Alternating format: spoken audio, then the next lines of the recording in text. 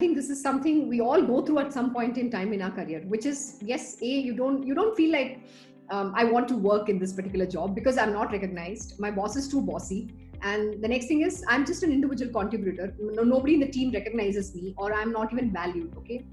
I have been in exactly the similar situation in a very prime role in the prime time of my career. And at that time, I was managing the Land Transport Authority of Singapore. Okay, and it is a very tough job. I have to give you, I'll give you two scenarios and how I dealt with it, how I was able to overcome, and how I have handled it. And also one more scenario: what happened during the first day of my job. When I entered the first day of my job in that particular role, I had my first client meeting, and you know what my client said? You should find another job. I said, I looked at him in a shock. I mean, what is he talking to me? What is he saying?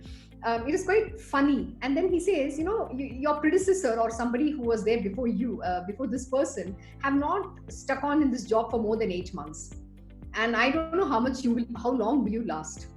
I lasted more than 3 years, and I broke all the records in that. And that's called breaking the glass ceiling and breaking everybody's myth as well in that. But coming back to what I did, exactly answering to your question, it was very difficult because I was an individual contributor. So the extended team, in the sales, when you're in business development or sales, the number, I'm an influencer sales here, okay?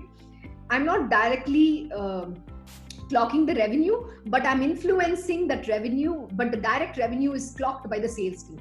So they make their numbers. They have to meet their numbers at the end of the month. Every month, the CRM, they have to input it, and that's how they're going to get paid their commission and the salary.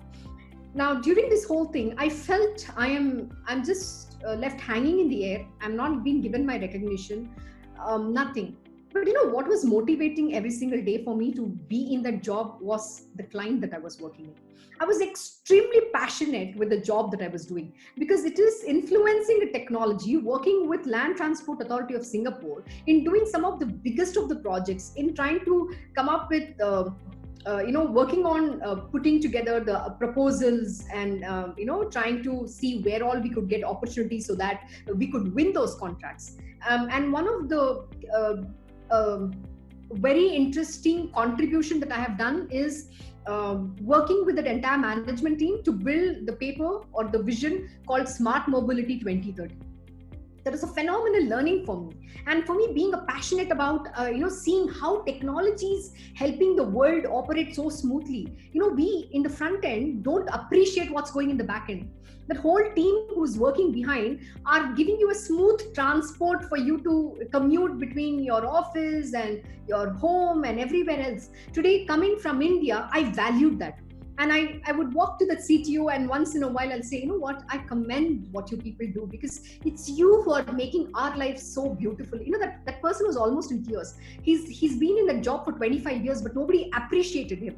And when I said this, it touched him so much that he was so emotional that somebody is appreciating my work. But this is what we forget. We think we are getting things so easily, we never value what goes in making that appear so seamless and that everything is so perfect.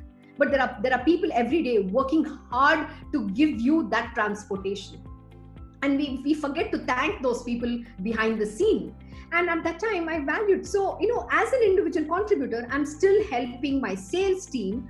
Even if it is indirectly, I'm influencing that account. Today, I'm able to hold it with such strong position that the MD respects me. And that is why they are getting their bread and butter, that number is being met. Today, that is the influence. Sometimes you don't need recognition. See, recognition doesn't have to come directly in that particular job. But one thing that my faith was so strong is that you will get recognition from whatever source. Whenever the due time is, you will be recognized for it. Your hard work is never going to go waste. And this is one very important thing that you need to remember. I have to tell you, this bossy was extremely bossy and hated me because I was a woman, I was aggressive, and I was a go-getter. He didn't like, and I was an Indian. So according to him, he doesn't like Indian race for whatever reason. They had this not everybody's that, but certain people did have this bias, and it was very obvious.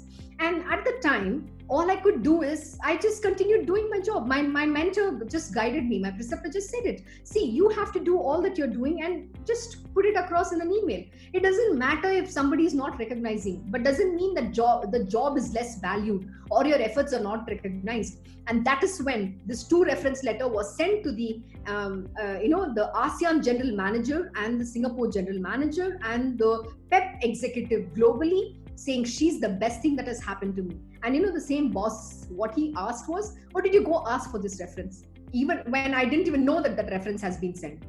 So this is what you earn and this is what you establish. Doesn't matter how people look at it, but it is your integrity and your work that will pay off in the long run. So it doesn't matter if somebody is recognizing you or not, but you keep at it.